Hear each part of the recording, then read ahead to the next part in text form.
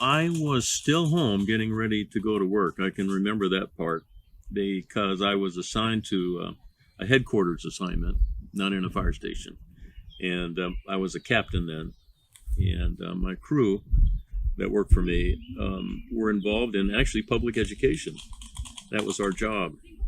And so I went to headquarters where I was assigned and immediately found out, basically what was happening with the earthquake and where things were. And it was one of our chiefs, Chief Kenny Long, who actually went up in one of our helicopters, and he was the one that found the collapsed Veterans Hospital from the air and called in help. My goal on that morning was to get out here and observe the rescue operations. I was very interested in that, always have been. And so when I eventually got here, I could see things, traveling out here, but there were a lot of firefighters working already on the collapsed structure, and it was a URM, an unreinforced masonry building, and that's the reason it actually fell. It collapsed, and it collapsed so bad that there was very little space left for anybody inside, but there were void spaces. And what I was impressed with is our firefighters worked really hard, and they were getting help from other people. County workers, all kinds of people were helping, but our guys were in charge of the rescue. What impressed me about it is they had just basic tools to work with, not the tools we have today. We have a lot of tools. I've been involved in that process for years in getting the best equipment for rescue operations. But what impressed me most was that one of the survivors from the building was there, and they sketched out a map because the roof was generally flat. They sketched out a map of where the rooms were, and they would go and cut a hole in that area and get a victim out of that area. It was very smart, rather than just digging and moving bricks around. And so they operated that way for hours. I didn't stay here all day long, but so I had a lot of observations there, a lot of lessons learned. The other place I went to while I was up here was the Olive View Hospital, because basically it was, I don't want to say it was a brand new hospital, but a new hospital, new construction, concrete and steel building. But the problem was, I found out later because I had actually joined a lot of associations with structural engineers and worked with them and learned a lot from them. But it was a soft first story. The first floor of that building had structural steel columns, but there basically weren't enough to support the whole building. So the building came down, the whole first floor came down because of its weight. And then the two other things that I noticed was the elevator part, one of the elevator shafts, I guess, actually fell away from the building, which surprised me. The other thing was the steel concrete parking structure that housed the ambulances came down on the ambulances, so they weren't going anywhere. I mean, they were basically crushed. That day was an interesting day overall. After that, I went around and I observed some of the damage that occurred. It wasn't just in the valley, but primarily most of the damage was actually here in this part of the valley. But it was a big earthquake, we could feel it. I lived in South Bay then, and we easily felt it. And when earthquakes happen, you've been in a couple, you don't actually know where the epicenter is or where the damage is. You could open your front door and say, wow, it's here, So that's the mystery of the earthquake. Nowadays, of course, they can pinpoint it real quick. You turn the news on and they'll tell you where the epicenter is because they have all the electronic data, things that are out in the field, and they can find out the magnitude, location, and so on.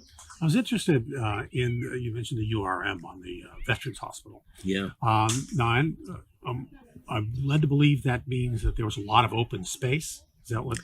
No, it means that the walls are not reinforced. In other words, the brick lays on mortar, brick and mortar, and no structural steel.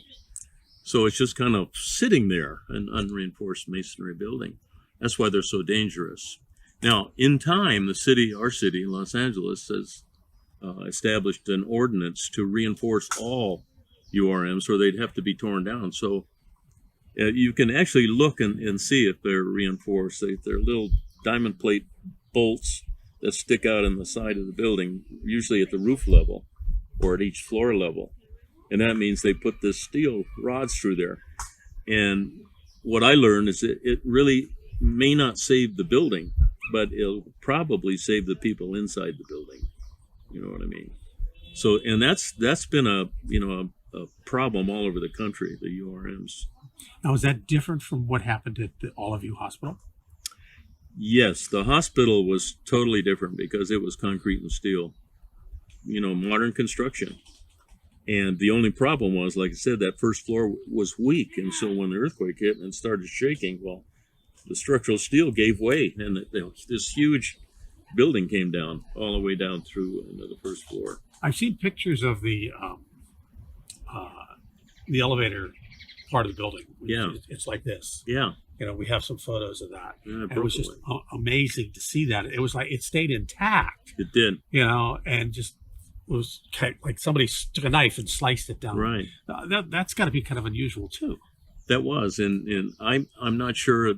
I'm sure they looked back at that and looked at the attachments of how that was connected to the main building. Obviously, it was built separately and broke off, like you said, like somebody took a knife on a cake and went right over. Now, I'm interested in the rescue operation that morning. Now, can you go over a little more detail, or best detail you can, of the fact where they were cutting the holes? Yeah. Because normally when we see an earthquake in a foreign country or wherever, we see all these rescue workers are pulling rock, right, all kinds of rubble and out trying to get the people. Yeah. And occasionally they'll hear a noise. Tell me about the equipment that you guys had then and how antiquated it was compared to today. Yeah. We had very few power tools. We had no power tools that would cut bricks or concrete, for that matter, we have today. All they had were axes and pry bars. And if you think about it, the only way you can actually operate is, like you mentioned, you have to pick up each one of those bricks and pieces of concrete and get them out of the way before you can get someone. It's almost that same way today. You can't bring a crane in when somebody's down there because it'll probably kill the person if you're using the heavy equipment. That's another phase of rescue. But that comes later after you've tried everything else. Then you bring a crane in. But so it was very labor intensive. And I talked to another fellow who came here later. He was a sheriff, LA County Sheriff, and he came later, and he was assigned to come to the Veterans Hospital and help in any way possible. So he met up with a fire captain that was more or less in charge of the rescue at that time. And he said, well, what can I do? He says, well, see, here's a pair of gloves. Go over there and start pulling those bricks out. And that's just labor intensive. You actually have to do that. And then many times you have to have like a bucket, put them in the bucket, carry it away. It's very, very time consuming. And there's somebody down there and you're working as hard as you can. And you try to rotate people in because, anybody that's handled a brick, just one brick is pretty heavy. And you have to handle 100 or 200 bricks, pulling them out fast. That's very difficult. So they had just basic tools to work with. Now, when you saw people being pulled out, Mm-hmm.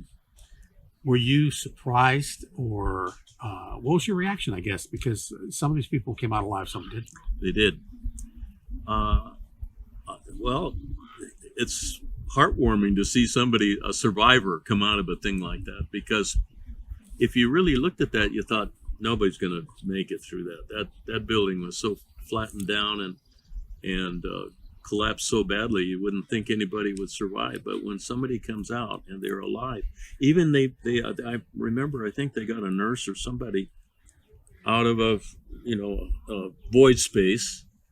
She survived. She could actually walk. They brought her out and she could actually walk, with help, walk out. Other people, they'd have to get on a stretcher and take away. The deceased people, if they knew they were deceased, they would go to rescue a live person before they would take the deceased person out. but I'm pretty sure there were 44 people killed in that collapse. The majority of people killed in the earthquake were right here.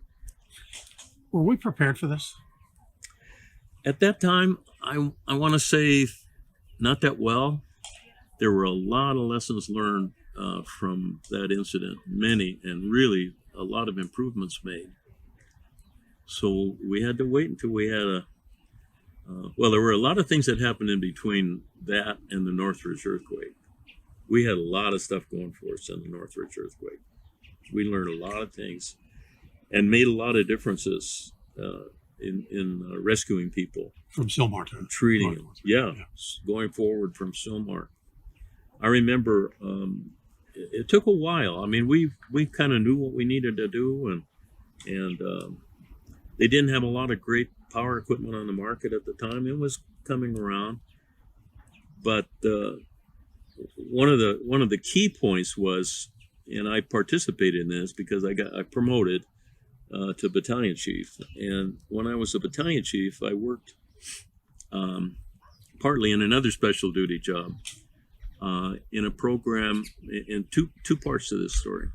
In a program that helped design a command organization, command system. It's called the Incident Command System.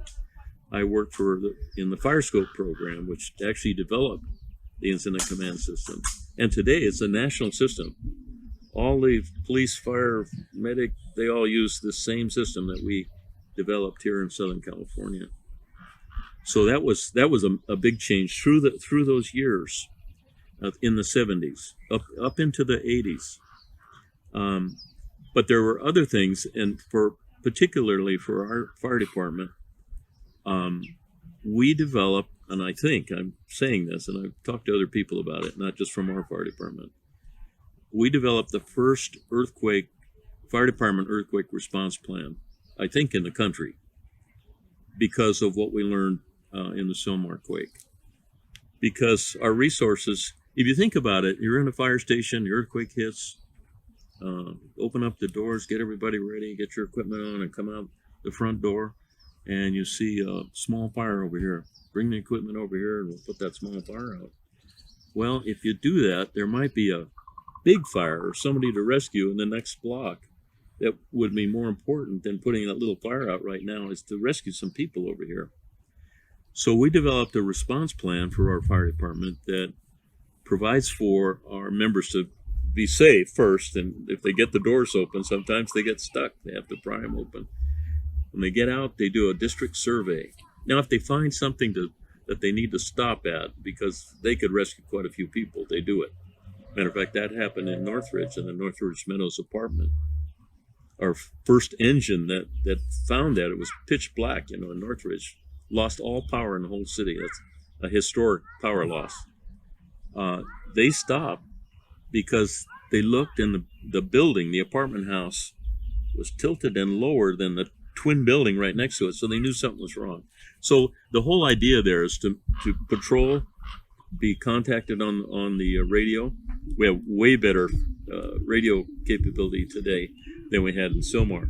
We only had like a couple of frequencies, so that's difficult just for a starter in Sylmar. So through those years, we started to progress and get more things and better things and improving the operation. It went on and on. One of the things, though, that another thing I was involved in is, I'm going to skip ahead. Is that okay? Yeah, go ahead. Yeah. I told you I was a battalion chief, and I promoted to assistant chief in the late 70s. And with that, I became the chairperson of our earthquake committee in the fire department. So I could actually do a lot of things. When you're an assistant chief, you have more ability to make decisions and get things done. And our councilman, Hal Bernson, who was a councilman here in the Valley in those days, late 70s, 80s, asked if I would go with them, a city group, to Japan, to Tokyo mainly, in September of 1985.